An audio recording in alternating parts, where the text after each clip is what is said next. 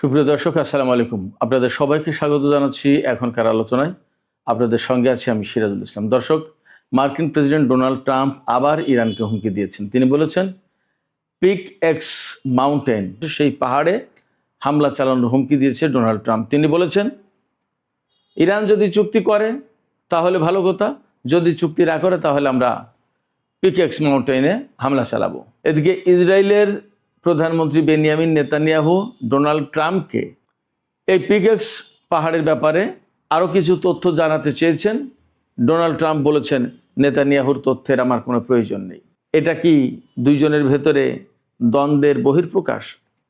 এদিকে ইরানের সামরিক বাহিনীর যৌথ কমান্ড বলেছে, যে সমস্ত দেশ মার্কিন প্রস্তাব লুফে নেবে এবং জাহাজের ক্ষতিপূরণ বাবদ ইরানি সম্পদ কাজে লাগাবে, সেই সমস্ত দেশের জাহাজকে হরমুজ প্রণালী দিয়ে চলতে দেয়া হবে না।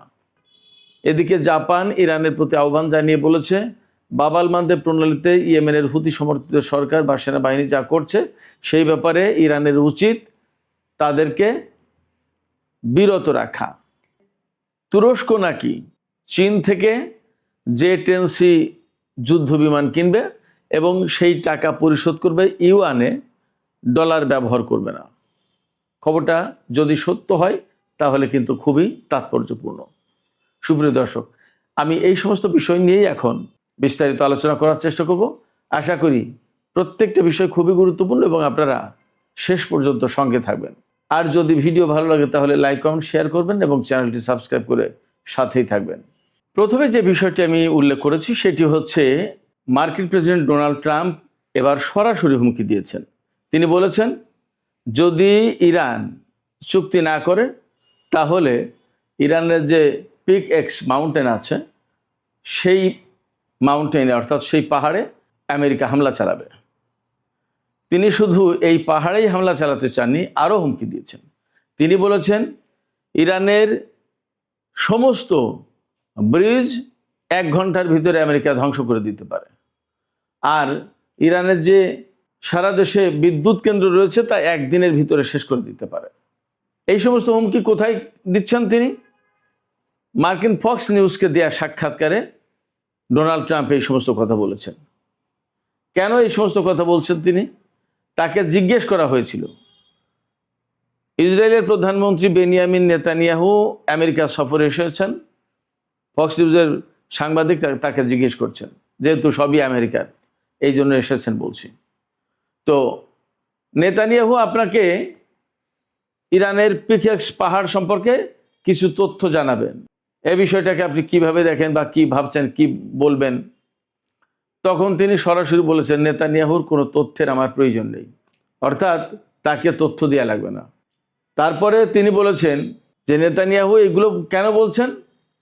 এইগুলো বলতে চান এই জন্য যাতে আমি তার সাথে থাকি, আমি তার সাথে সবসময় যুক্ত থাকি। এই যুক্ত থাকা মানে দুটো বিষয় হতে পারে। সামনে এই যে অক্টোবর বা সেপ্টেম্বরে ইসরায়েলে নির্বাচন, সেই নির্বাচনে নেতানিয়াহু হেরে যেতে পারেন, যথেষ্ট সম্ভাবনা আছে। এই নির্বাচনে ডোনাল্ড ট্রাম্প তার পাশে থাকুক, নেতানিয়াহু এই কৌশল করছে। ডোনাল্ড ট্রাম্প হয়তো এই কথা বলেছেন যে নেতানিয়াহু চাই যে আমি তার পাশে থাকি, এই নির্বাচনের কথা বলতে পারেন। অথবা এমন হতে পারে, ইসরায়েলের সাথে যে ইরানের দ্বন্দ্ব, সেই দ্বন্দ্বে মার্কিন প্রেসিডেন্ট ইসরায়েলের প্রধানমন্ত্রী বা ইসরায়েলের পাশে থাকুন, হয়তো এটাও মিন করতে পারেন। কিন্তু তিনি যে কথা বলেছেন যে নেতানিয়াহুর তথ্যের দরকার নেই, ইনফরমেশন তার কাছ থেকে নেওয়া লাগবে না, গোয়েন্দা তথ্য যে তিনি যেটা দিতে চাচ্ছেন এগুলো আমার দেওয়া লাগবে না, এটার মানে কিন্তু অন্য একটা জিনিস। এটার মানে হচ্ছে ডোনাল্ড ট্রাম্প ইনসাল্ট ফিল করেন, আরে ইসরায়েলের লোকজন আমাকে বারবার গোয়েন্দা তথ্য দেয়, কেন আমাদের গোয়েন্দা তথ্য নেই? ভাবটা এরকম যে ইসরায়েলের প্রধানমন্ত্রীর কাছ থেকে গোয়েন্দা তথ্য নিতে হবে আমার। এবং তিনি এখানে একরকম বিরক্তি প্রকাশ করেছেন। বিরক্তি প্রকাশ করে তিনি বলেছেন যে আমি যদি আজকে প্রেসিডেন্ট না থাকতাম তাহলে নেতানিয়াহু কোনো মতেই টিকতে পারতেন না এবং ইসরায়েলের অস্তিত্ব থাকতো না। কেন বলছেন? অনেকগুলো কারণে।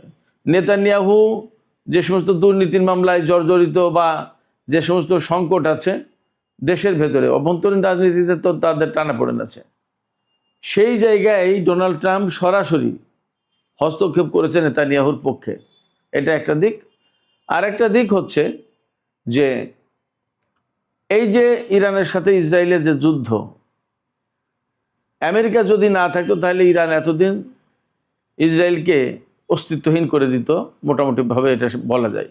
ইরান বলেও আমেরিকা যদি ইসরায়েলের পাশে না থাকে তো ইসরায়েল এক সপ্তাহ টিকবে না। তো সেই জায়গা থেকে ডোনাল্ড ট্রাম্প বিরক্ত হন। নেতানিয়াহু যখন বলল যে আমার কাছে এই গোয়েন্দা তথ্য আছে, আপনি এই কাজ করুন, তখন উনি বিরক্ত হন যে আমার গোয়েন্দা তথ্য কি খুব দুর্বল নাকি, আমাদের দেশের গোয়েন্দা সংস্থা? তার মনোভাবটা এরকম, মানে উনি এক ধরনের অপমান বোধ করেন নেতানিয়াহু যখন পিড়াপিড়ি করে।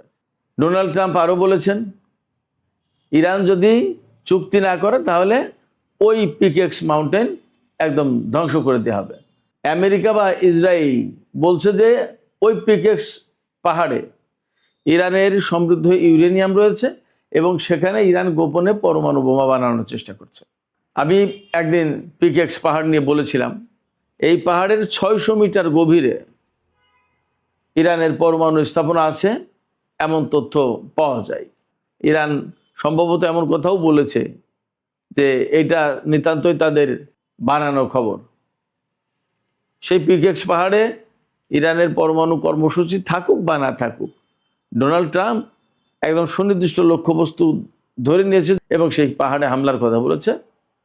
প্রশ্ন হচ্ছে যে আমেরিকা হামলা চালালেই, যেমনটি বলছেন ডোনাল্ড ট্রাম্প, যে 1 ঘন্টার ভিতরে সমস্ত ব্রিজ ধ্বংস করে দিতে পারি, একদিনের ভিতরে সমস্ত বিদ্যুৎ কেন্দ্র ধ্বংস করে দিতে পারি, এতে ইরানকেও যদি ফ্রি হ্যান্ডে বলা হয় যে আমেরিকা সব কিছু ধ্বংস করে দিতে পারবে। কিন্তু আমেরিকা ইরানের উপর হামলা চালাতে গেলে ইরান তো একদম বসে থাকবে না, কিছুই যে প্রতিরক্ষা করতে পারবে না তা তো না। এবং দিন দিন আমরা তো দেখছি ইরানের পাওয়ার দিন দিন প্রকাশ পাচ্ছে। প্রথমে যা ছিল আস্তে আস্তে আস্তে আস্তে এখন অনেক কিছু বেড়ে গেছে। এবং শুধু তাই না, মধ্যপ্রাচ্যের পরিস্থিতি যা, তাতে তো মার্কিন ঘাঁটিগুলো অস্তিত্বহীন হয়ে পড়েছে। সেক্ষেত্রে ডোনাল্ড ট্রাম্প হুমকি দিলেই ইরান যে সেই হুমকিতে পড়ে যাচ্ছে, ইরান সে ব্যাপারে ভয় পাবে, ব্যাপারটা এমন না। বরং কি হবে, এখন আন্তর্জাতিক অঙ্গন থেকে কিন্তু ব্যাপক চেষ্টা চলছে ইরান এবং আমেরিকার মধ্যে নতুন করে কূটনৈতিক আলোচনা শুরু করা এবং ইসলামাবাদ যে সমঝোতা স্মারক সই হয়েছিল ওর ভিত্তিতে আবার আলোচনায় ফেরা এবং চূড়ান্ত চুক্তির ব্যবস্থা করা। কিন্তু ফ্যাক্ট হচ্ছে যে ইরান সম্ভবত এবার আর যাবে না এইভাবে, কারণ বিশ্বের কারোর মুখ নেই ইরানকে বলার এই কথা, হ্যাঁ আমরা গ্যারান্টি দিচ্ছি আমেরিকা চুক্তি মানবে এবং আলোচনা স্বাভাবিকভাবে এগিয়ে নেবে। বরং ইরান যে কথা বলছে যে আমরা পরিষ্কার দেখতে পাচ্ছি যখনই তেলের দাম বেড়ে যায় তখনই আমেরিকা আলোচনায় বসার কথা বলে, ডিপ্লোম্যাটিক প্রসেসের কথা বলে। এখন $100 উপরে তেলের দাম চলে যাওয়ার কারণে তারা আবার এই যুদ্ধবিরতি দিয়েছে এবং নিজেরাই কারোর সাথে কোনো কথা না বলে তারাই নিজেরাই চুপ, এবং তারা এখন আলোচনার কথা বলছে নানান কথা। কিন্তু ইরান এই চুক্তির দিকে আর যাবে কিনা সন্দেহ আছে। ইরান বলছে যে আমরা তো তাদেরকে চিনি, তারা এখন এই কথা বলছে, কিন্তু যখন একটু বেটার হবে অমনি তারা আবার আমাদের বিরুদ্ধে যুদ্ধ শুরু করবে। ইরান এটাও বলছে, অনেকে প্রশ্ন করছে যে কেন ইরান থেমে গেল, আমেরিকা থেমেছে বুঝলাম, কিন্তু ইরান কেন থামলো? ইরান বলছে যে আমরা কোনো আগ্রাসী দেশ না, এটা পরিষ্কার। এই মেসেজ আমরা বিশ্ববাসীর কাছে দিতে চাই। 1, 2 হচ্ছে আমেরিকা যখন যুদ্ধ শুরু করেছে তখন আমরা শুধু যুদ্ধ শুরু করেছি, আর যখন তারা থেমেছে আমরাও তখন থেমেছি। আমরা অহেতুক আগ বাড়িয়ে আরও বেশি যুদ্ধ করতে চাইছি না। এটা সারা বিশ্বের মানুষ পরিষ্কার দেখুক, বুঝুক, যাতে কেউ না বলতে পারে আমেরিকা থেমে গেলেও আমরা থামিনি, আমরা হামলা চালিয়ে গেছি, এই দোষ যাতে কেউ না দিতে পারে। আর আমেরিকা যদি নতুন করে যুদ্ধ শুরু করে ইরানও যুদ্ধ শুরু করবে, সে কথা কিন্তু একদম পরিষ্কার বলেছে। এদিকে মার্কিন প্রেসিডেন্ট ডোনাল্ড ট্রাম্প গত 2-3 দিন আগে একটা বক্তব্য দিয়েছেন, বিভিন্ন দেশের জাহাজ এই সমস্ত যে ক্ষতিগ্রস্ত হয়েছে হরমুজ প্রণালীতে ইরানের হামলায় বা মাইন বিস্ফোরণে, এই সমস্ত জাহাজ কোম্পানিকে ক্ষতিপূরণ দেওয়া হবে বিভিন্ন দেশে যে ইরানের সম্পদ আটকে আছে সেই সম্পদ থেকে। ইরানের জবাবে বলেছে আজকে ইরানের সামরিক বাহিনীর যৌথ কমান্ড, এইটা আজকে পরিষ্কার করে বলেছে আমেরিকা যদি এই কাজ করে, অর্থাৎ ইরানের সম্পদ আটকে থাকা সম্পদ নিয়ে কোনো দেশের জাহাজকে বা জাহাজ কোম্পানিকে বা কোনো দেশকে যদি ক্ষতিপূরণ দেওয়ার চেষ্টা করে এবং যদি এই অর্থ কোনো জাহাজ কোম্পানি, জাহাজের মালিক বা কোনো দেশ এই অর্থ গ্রহণ করে, তাহলে সেই দেশের কোনো জাহাজ হরমুজ প্রণালীতে চলাচল করতে দেয়া হবে না। এখন আমেরিকার দেয়া অর্থ কোনো দেশ গ্রহণ করবে কি করবে না সেটা তাদের ব্যাপার। তবে ইরান যে শক্ত অবস্থানে গেছে এটা মোটামুটি বেশ পরিষ্কার। হরমুজ প্রণালী এবং তেলের দাম নিয়ে যখন কথা আসলোই, তখন আমি আপনাদেরকে তেলের বাজার সম্পর্কে একটু আপডেট দিই। আজকে আন্তর্জাতিক বাজারে এই কিছুক্ষণ আগের খবর ছিল যে ব্রেন্ট ক্রুড অয়েল দাম কমেছে, দাম কমে এখন $84.03 প্রতি ব্যারেল বিক্রি হচ্ছে। আর ওয়েস্ট টেক্সাস ইন্টারমিডিয়েট যেটা, সেটা বিক্রি হচ্ছে প্রতি ব্যারেল $81.20। তার মানে তেলের দাম বেশ কমেছে। এই তেলের দাম কিন্তু 4-5 দিন আগে $100 চলে গিয়েছিল। আপনারা সবাই জানেন, আমি আগেই বলেছি, নেতানিয়াহু অর্থাৎ ইসরায়েলের প্রধানমন্ত্রী নেতানিয়াহু আমেরিকা সফরে গেছে। আজকে অর্থাৎ এখানে আমাদের যখন মঙ্গলবার রাত, তখন আমেরিকায় মঙ্গলবার দিন সকাল 11টায় হোয়াইট হাউসে ডোনাল্ড ট্রাম্পের সাথে আমেরিকান টাইম বলছি নেতানিয়াহু বৈঠকে বসবেন। মজার ব্যাপার হচ্ছে ওই বৈঠকে ভাইস প্রেসিডেন্ট জেডি ভ্যান্স উপস্থিত থাকবেন। আমার কাছে যেটা মনে হচ্ছে, জেডি ভ্যান্স উপস্থিত থাকার মূল কারণ হচ্ছে সেখানে যাতে নেতানিয়াহু প্রেসিডেন্ট ডোনাল্ড ট্রাম্পকে বিভ্রান্ত করতে না পারেন যুদ্ধ শুরু করার ব্যাপারে। এই জন্য জেডি ভ্যান্স সেখানে উপস্থিত থাকবেন। কারণ গত শুক্রবার হোয়াইট হাউসে যে বৈঠকে বসেছিলেন ডোনাল্ড ট্রাম্প, জেডি ভ্যান্স, মার্কিন সামরিক বাহিনীর চিফস অফ স্টাফের চেয়ারম্যান জেনারেল ড্যান কেইন, যুদ্ধমন্ত্রী পিট হেগসেথ, সম্ভবত পররাষ্ট্রমন্ত্রী মার্কো রুবিও ছিল বা আরও গুরুত্বপূর্ণ ব্যক্তি। সেখানে ডোনাল্ড ট্রাম্প, পিট হেগসেথ তারা কিন্তু যুদ্ধের পক্ষে কথা বলছিল, ইরানের বিরুদ্ধে বড় যুদ্ধ শুরু করতো এটা বলছিল। সেখানে উদ্বেগ প্রকাশ করেছিল এবং বিরোধিতা করেছিল জেডি ভ্যান্স এবং Dan Kane, general Dan Kane. তারা বলেছিল যে এই মুহূর্তে আমাদের হাতে যে সমস্ত অস্ত্রপাতি যে পরিমাণ আছে, এই অবস্থায় ইরানের সাথে যুদ্ধ করলে বিপজ্জনক পরিস্থিতি তৈরি হবে। এরপরে কিন্তু ডোনাল্ড ট্রাম্প যুদ্ধে যাননি, এখন পর্যন্ত আর যুদ্ধ নেই, বরং 3 দিন যুদ্ধ বন্ধ। এই অবস্থায় নেতানিয়াহু এই সফরে যে গেছেন, ব্যাপকভাবে ধারণা করা হচ্ছে তিনি ডোনাল্ড ট্রাম্পকে ইরান সম্পর্কে নানা রকমের কথা বলে আবার উস্কানি দিয়ে যুদ্ধে নামিয়ে দিতে পারেন, যুদ্ধে জড়িয়ে দিতে পারেন, আবার যুদ্ধ শুরু করতে পারেন।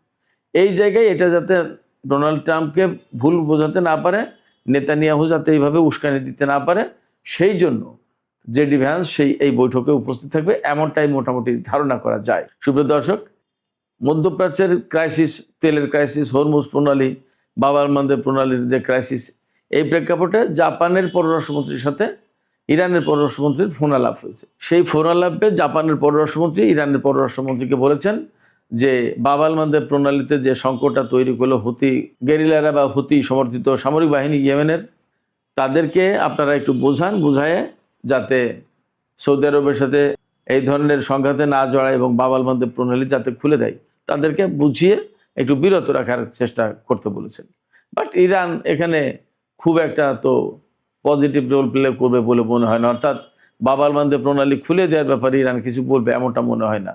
কারণ হরমুজ প্রণালী আর বাব আল মানদেব প্রণালী যখন আটকে দেওয়া হয়েছে, তখন সারা বিশ্বে খবর হয়ে গেছে এবং মার্কিন প্রেসিডেন্ট ডোনাল্ড ট্রাম্প কিন্তু যুদ্ধ বন্ধ করতে বাধ্য হয়েছে। এই বাব আল মানদেব প্রণালী দিয়ে ইয়েমেনের সাথে যে সৌদি আরবের সংকট আছে, এই সংকটগুলো পরিষ্কার পরিচ্ছন্ন হবে এবং এগুলোর হয়তো একটা অবসান হবে।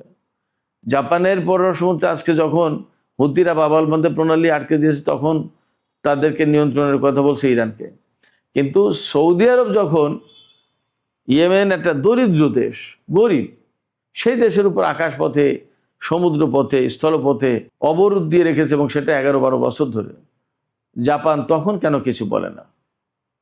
খুবই আশ্চর্যজনক। অথচ জাপানের মতো অর্থনৈতিক শক্তি, তারা যদি সৌদি আরবকে কিছু বলে, আমেরিকাকে কিছু বলে, তাহলে কিন্তু তার প্রভাব অন্যরকম পড়ে। সুপ্রিয় দর্শক, সবশেষ যে বিষয়টি নিয়ে আলোচনা করতে চাই সেটি হচ্ছে যে তুরস্কের প্রেসিডেন্ট রজব তাইয়িপ এরদোগান নাকি বলেছেন যে তিনি চীন থেকে J-10C যুদ্ধ বিমান কিনবেন এবং এই যুদ্ধ বিমানের যে দাম হবে সেই দাম পরিশোধ করবেন তিনি ইউয়ানে, ডলার ব্যবহার করবেন না। এই খবর এসেছে সামাজিক যোগাযোগ মাধ্যমে।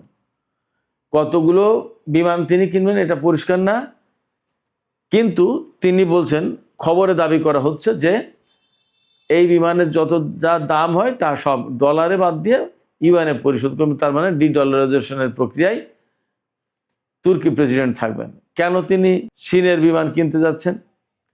আমি যা মনে করি, আমেরিকা যে F-35 দিতে চেয়েছিল আবার দিতে চাইল না, অথচ তুরস্কের কাছ থেকে আমেরিকা টাকা নিয়েছে, তাদের সাথে চুক্তি আছে। সম্ভবত আমেরিকাকে আরেকবার চাপে ফেলুন, একবার চাপে ফেলেছে রাশিয়ার কাছ থেকে S-400 কিনে, এইবার চাপে ফেলবে J-10C কিনে। তুরস্ক আসলে কোন খেলা খেলছে, এরদোগান কোন খেলা খেলছে এখনই বোঝা মুশকিল। ব্যাপারটা যদি এরকম হয় তাহলে মোটামুটি ধরে নিতে হবে যে তুরস্ক আমেরিকাকে আবার একটা পাল্টা কিছু করার চেষ্টা করলো। বাট দেখা যাক কোথায় গিয়ে এর শেষ হয়। সুপ্রিয় দর্শক, এখনকার আলোচনা এখানে শেষ করতে চাইছি। আলোচনা শেষের আগে আমি আপনাদের কাছে জানতে চাই, আপনাদের মতামত কি সেটা বুঝতে চাই। ডোনাল্ড ট্রাম্প যে বললেন নেতানিয়াহুর কোনো ইনফরমেশনের দরকার তার নেই, এর ভেতর দিয়ে কিন্তু একটা ক্ষোভ, নেতানিয়াহুর উপর একটা ক্ষোভ প্রকাশ পাচ্ছে।